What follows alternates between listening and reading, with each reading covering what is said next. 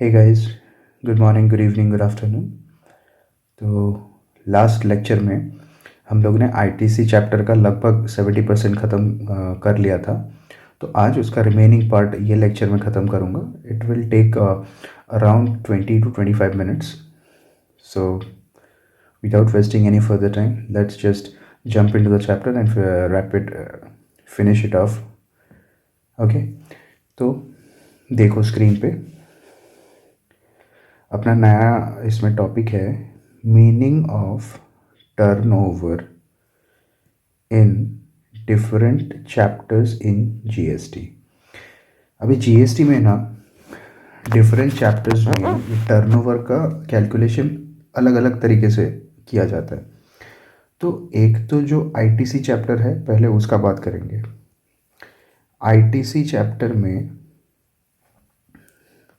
C turnover is within the relevant state. फिर जो input service distributor का concept है, इसी चैप्टर में हम लोग सीखेंगे आगे चल के। इनपुट सर्विस डिस्ट्रीब्यूटर के केस में turnover is within the state again. फिर कंपोजिशन स्कीम में turnover within the state, but exception is in case of registration turnover pan India basis check करेंगे। ये यहाँ पे स्टार मार्क लगा देता हूँ, दिस इज़ एन एक्सेप्शन। फिर सेकंड देखो, जो आईटीसी है उसमें turnover excluding all taxes, that is चाहे न्यू टैक्स हो या फिर ओल्ड टैक्स हो। यहाँ पे ओल्ड टैक्स का क्या मतलब है? Excise duty, VAT, central sales tax etcetera. And new tax मतलब जीएसटी एंड कॉम्पनसेशन सेस। तो आईटीसी के केस में एक्सक्लूडिंग ऑल टैक्सेस, आईएसडी के केस में भी excluding all taxes both new and old. यहाँ पे ये जो दो कॉन्सेप्ट है ना, आईटीसी एंड आईएसडी, इसमें आप लोग ऐसे याद रख लो, सेम है। फिर कंपोजिशन स्कीम में इंक्लूडिंग ओल्ड टैक्सेस मतलब इसमें कोई एक्साइज, वैट, सीएसटी वगैरह रहेगा ना, उसको इंक्लूड होगा, but not including new taxes. तो इधर पे रजिस्ट्रेशन में भी सेम है, including old taxes not equals to new taxes. तो इस चीज़ को ध्यान रखना है आप लोग को while solving the sums. This is very important to know and always to remember. तो फिर आते हैं सेक्शन 18 जो है, it talks about left over ITC, मतलब बचा हुआ ITC of the previous period. अभी ये भला क्या है, सीखते हैं आगे। इट विल टेक आज के लेक्चर का मेन यही वाला पार्ट है। इसका मतलब क्या बोला मैंने? बचा हुआ ITC of the previous period. ठीक है, this is section 18, left over ITC. तो पहले देखते हैं सेक्शन 18 सबसेक्शन। ये सबसेक्शन आप लोगों को याद रखने की ज़रूरत नहीं है, सेक्शन 18 लिख दोगे तो चलेगा। केस क्या है? जब न्यू रजिस्ट्रेशन लेता है कोई taxable person, and section is 18(1). ये वाला जो section, this is applicable only for inputs and not capital goods, right. फिर ब्रैकेट में देखो, benefit of this section is available only if the registration is applied with in 30 days. मतलब जो registration है, अगर वो 30 दिन के अंदर अंदर अप्लाई कर दिया गया तभी ये बेनिफिट मिलेगा। So this is our timeline. ये पॉइंट में रजिस्ट्रेशन का लायबिलिटी अराइज हुआ, मतलब टर्नओवर उसका 10 लाख 20 लाख एक्सीड हो गया। एंड ये देखो, रजिस्ट्रेशन एलिजिबल होने से पहले उसका, पहले तो एक चीज़ देख लो, जो रजिस्ट्रेशन से पहले यहाँ पे उसका आउटपुट टैक्स कुछ देना बनता नहीं है, तो इनपुट टैक्स क्रेडिट भी नहीं मिल रहा था। एंड उसने इनपुट खरीदा है 1000 किलोग्राम्स, उसका प्राइस था 2 lakh rupees, GST at the rate 18%, 36,000, that invoice amount comes to 2,36,000। फिर ये वाले पॉइंट में जो 600 kg लेफ्ट ओवर है स्टॉक, वो यहाँ पे कैरी फॉरवर्ड हो रहा है एंड रजिस्ट्रेशन के बाद उसका आउटपुट टैक्स लायबिलिटी भी अराइज हो रहा है, आईटीसी भी उसको मिल जाएगा। तो ये वाले केस में stock as on the cut off date वाला कौन सा है, जो रजिस्ट्रेशन जिस दिन पे लायबल हो गया वो वाला डेट कट ऑफ डेट है। तो वहाँ पे स्टॉक एज सच कुछ पड़ा होगा, मान के चलते हैं 100 किलोग्राम्स पड़ा है, WIP कुछ पड़ा होगा 200 किलोग्राम, फिनिश गुड्स में कुछ पड़ा है 300 किलोग्राम, सब मिला के वो कट ऑफ डेट में उसका स्टॉक में 600 kg बच गया। तो खरीदा कितना था 1000 kg, उसमें से ये 600 kg जो इन एलिजिबल पोर्शन है, देखो 36,000 का total ITC into 600 divided by 1000, that comes to 21,600। तो ये 21,600 का उसको तो मिल जाएगा, बाकी 400 का नहीं मिलेगा। ठीक है, फिर दूसरा उसका सेक्शन 18 का दूसरा पार्ट है 18 subsection 1 subsection B, that is voluntary registration के केस में क्या होता है। ये वाला सेक्शन भी इनपुट्स के लिए ही है, कैपिटल गुड्स के लिए एप्लीकेबल नहीं है, only for inputs. Date of registration effective from date of RC मतलब रजिस्ट्रेशन सर्टिफिकेट ग्रांटेड। अभी वॉलेंटरी रजिस्ट्रेशन के केस में वैसा जिस दिन लायबल हो गया वैसा फंडा नहीं है, जिस दिन रजिस्ट्रेशन सर्टिफिकेट ग्रांट हुआ उसी दिन से इफेक्टिव माना जाएगा। तो ये वाला पॉइंट अपना रजिस्ट्रेशन मान लेते हैं, यहाँ से इफेक्टिव हुआ मतलब वॉलेंटरी रजिस्ट्रेशन लिया, तो यहाँ पे ये आरसी ग्रांट डेट मान के चलते हैं ये वाले पॉइंट को। ये इधर पे आरसी उसको मिल गया, पहले से उसने खरीदा हुआ था 1000 किलोग्राम्स, वही सेम एग्जांपल है, जीएसटी था 36,000, फिर 600 kg कैरी फॉरवर्ड हुआ, आईटीसी अभी बुक करना है 36,000 into 600 divided by 1000, that is 21,600 का। फिर नेक्स्ट है 18 सबसेक्शन 1 सबसेक्शन सी। अभी कंपोजिशन से अगर कोई बंदा नॉर्मल स्कीम में ट्रांसफ़र होता है उसके केस में क्या होगा। ये वाला section both inputs plus capital goods दोनों के केस में ही एप्लीकेबल है। पहला तो डिफरेंस ये है, इसके बगल में मैं स्टार मार्क कर देता हूँ। फिर अपना टाइमलाइन से समझते हैं। ये जो पॉइंट है इधर पे उसका कंपोजिशन स्कीम में जो 150 लाख का लिमिट है वो एक्सीड हुआ 10 सितंबर को। ठीक है, पहले कंपोजिशन स्कीम में वो 1% के हिसाब से टैक्स पेमेंट कर रहा था एंड 600 kg का स्टॉक कैरी फॉरवर्ड हुआ कट ऑफ डेट में, तो अभी उसका tax at the rate normal rates मान के चलते हैं 18% है ये वाले गुड्स में, तो 1% से 18% में चेंज हुआ। तो यहाँ पे देखो दो केस होगा, एक तो आईटीसी फॉर इनपुट्स, जो इनपुट्स अपना था सेम एग्जांपल कैरी करते हैं 36,000 into 600 divided by 100,000 that is 21,600, and अभी उसने कोई इनपुट मतलब कैपिटल गुड्स भी लिया रहेगा इनपुट में अगर, तो परचेज्ड एज ऑन 1 अक्टूबर 2019 मान के चलते हैं कि 2019 का 1 अक्टूबर में खरीदा एंड वो कैपिटल गुड्स का वैल्यू था 1,00,000 रुपये, जीएसटी पे किया 18% के हिसाब से 18,000, तो फ्रॉम 1/10/2019 टू 10/9/20 ये वाले पीरियड में कितने क्वार्टर आते हैं, देखो अक्टूबर नवंबर दिसंबर एक क्वार्टर हो गया, Jan Feb March second quarter हो गया, अप्रैल मई जून थर्ड क्वार्टर हो गया, जुलाई अगस्त सितंबर फोर्थ क्वार्टर, तो 4 क्वार्टर का 5% पर क्वार्टर, तो कितना हो गया टोटल 20%। अभी 20% of ITC will be excluded, 20% ITC will be excluded क्योंकि कंपोजिशन पीरियड वाला टाइम था, वो टाइम पे तो अलाउड नहीं था। तो हम लोग को पहले से पता है कंपोजिशन स्कीम में आईटीसी का कोई बात नहीं करना है, तो अलाउड नहीं था, उसको एक्सक्लूड करना है। तो 18,000 माइनस 20% दैट कम्स टू 14,400, मतलब इनएलिजिबल पोर्शन 20% था उसको घटा दिया तो बाकी का आईटीसी मिल जाएगा। कितना आईटीसी देखो 14,400 कैपिटल गुड्स का, ये है कैपिटल गुड्स का आईटीसी, एंड जो इनपुट था, वो इनपुट का भी तो आईटीसी मिलेगा। ये है इनपुट का आईटीसी। तो इनपुट का आईटीसी भी लेना है, इसका भी आईटीसी लेना। फाइल आईटीसी फॉर्म 01, ये वाला फाइल फिल करने से आईटीसी ले सकते हैं। तो टोटल आईटीसी कितना हुआ? टोटल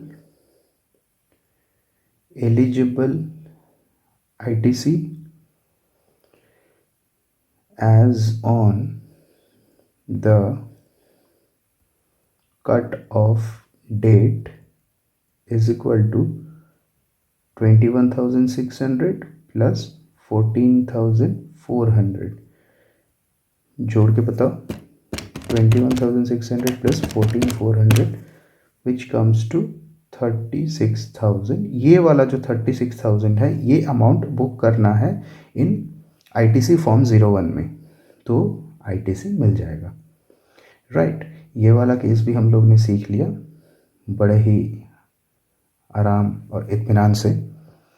फिर next case 18(1) subsection D, that is जहाँ पे एग्जेम्प्टेड से नॉन एग्जेम्प्टेड में ट्रांसफ़र होता है तो क्या होगा। देखो, ये वाला provision same as composition scheme, मतलब जहाँ पे कंपोजिशन टू नॉर्मल में कन्वर्जन हो रहा है और ये वाला जो एग्जेम्प्टेड टू नॉन एग्जेम्प्टेड में कन्वर्जन हो रहा है, this is all the same. फिर एक छोटा सा क्लैरिफिकेशन है 18 subsection 2, ITC booking last date कब होता है, मतलब आईटीसी बुक करने का लास्ट डेट कौन सा है। देखो, 1 year from the date of invoice of supply of such inputs और कैपिटल गुड्स। मतलब यहाँ पे कैपिटल गुड्स परचेज किया गया है, या इनपुट या फिर कैपिटल गुड परचेज किया, तो यहाँ से 1 ईयर, ये वाला जो है दिस इज 1 ईयर, इसके अंदर अंदर आईटीसी बुक कर देना है। ये वाला जो पीरियड है, यहाँ पे अगर कोई आईटीसी का वो फॉर्म नंबर आईटीसी फॉर्म 01 अगर फाइल करता है तो इधर पे आईटीसी नहीं मिलेगा। राइट, चलो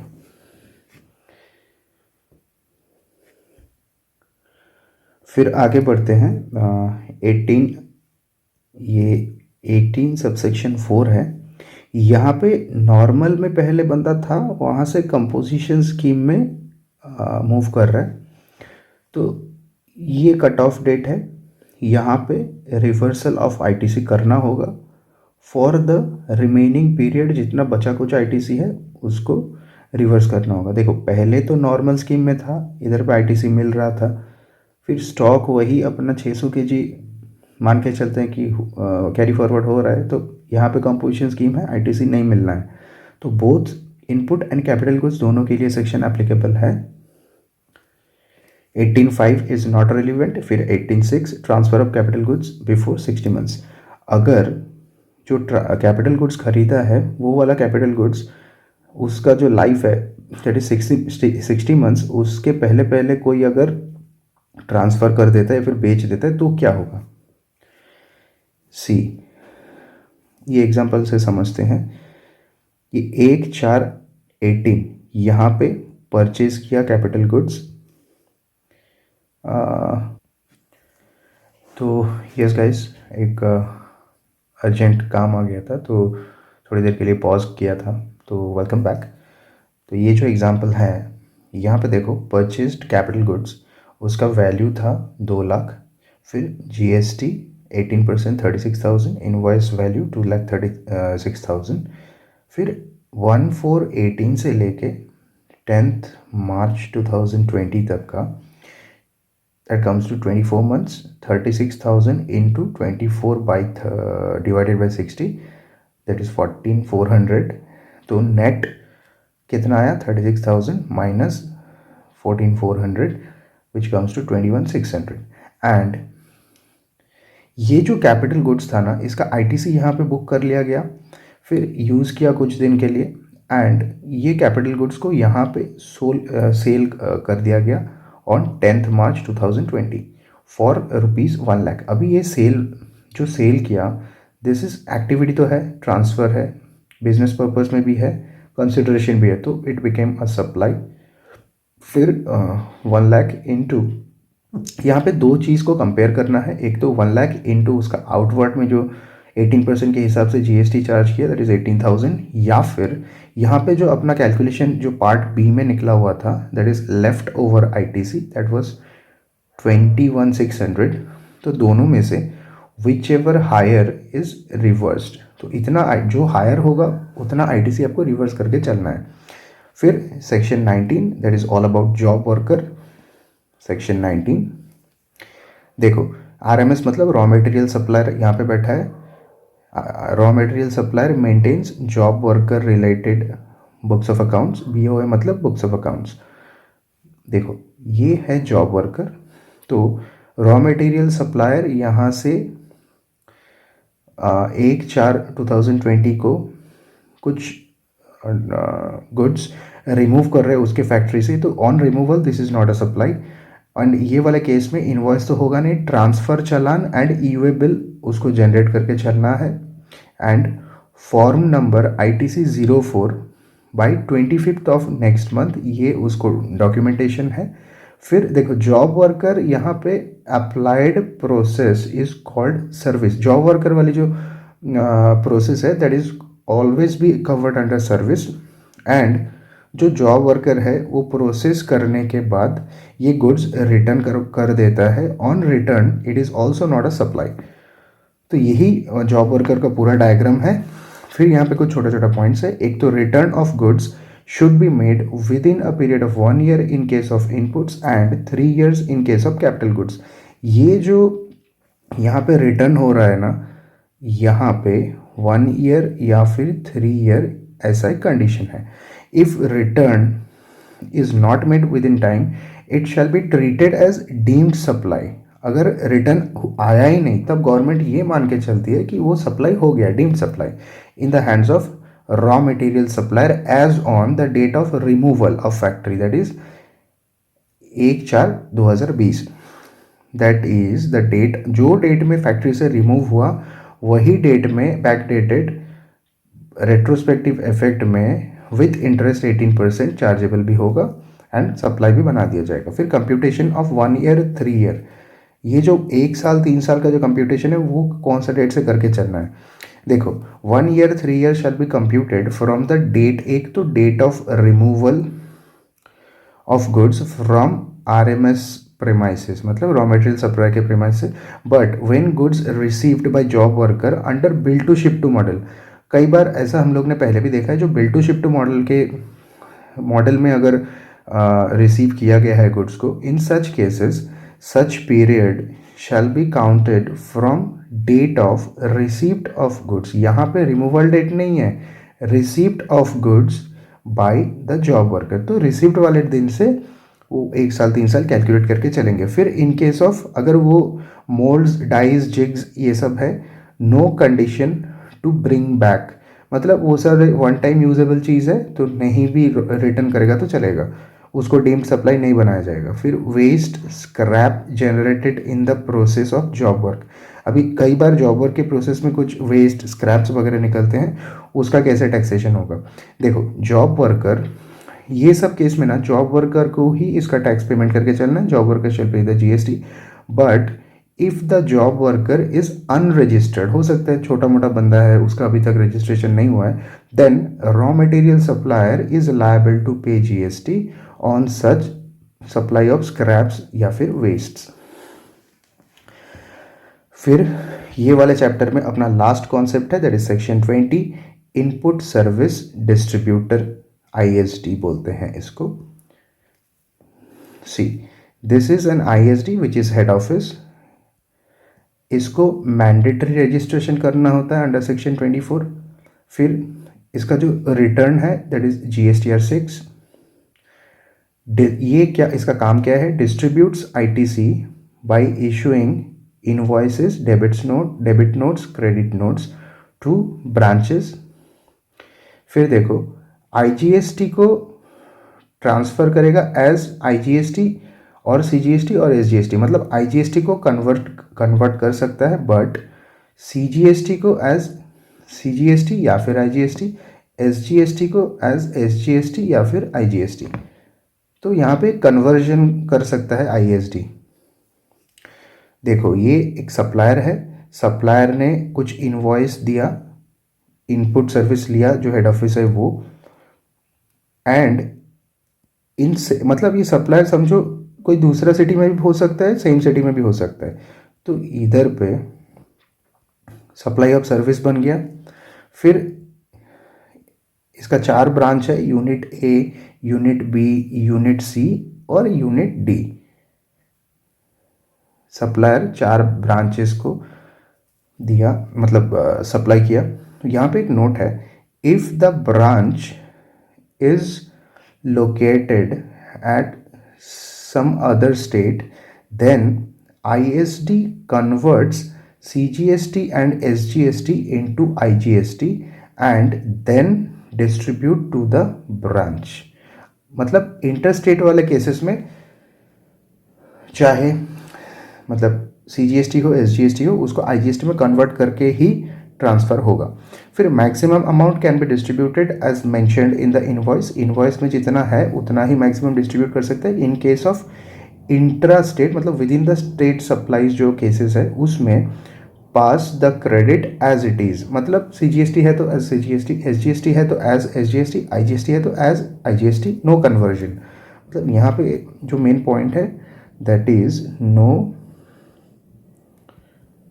कन्वर्जन, ठीक है। Yes, if excess distributed to recipient unit, मतलब HO ने ज़्यादा डिस्ट्रीब्यूट कर दिया, it will be recovered along with interest, यहाँ पे इंटरेस्ट भी देना पड़ेगा। एंड सेक्शन 73, 74 मतलब शो कॉज नोटिस या फिर डिमांड ऑर्डर भी निकलेगा, तो ये सब सेक्शन भी एप्लीकेबल होगा। This is basically the procedural part. तो ISD also issues credit note to settle the position, मतलब जहाँ पे देखो क्रेडिट नोट का फीचर है माइनस माइनस मतलब घटाना, तो एक्सेस ऑलरेडी डिस्ट्रीब्यूट कर दिया तो मैटर को सेटल करने के लिए, एक सेकेंड, तो यहाँ पे मैटर को सेटल करने के लिए ISD को क्रेडिट नोट इशू करना पड़ेगा, राइट।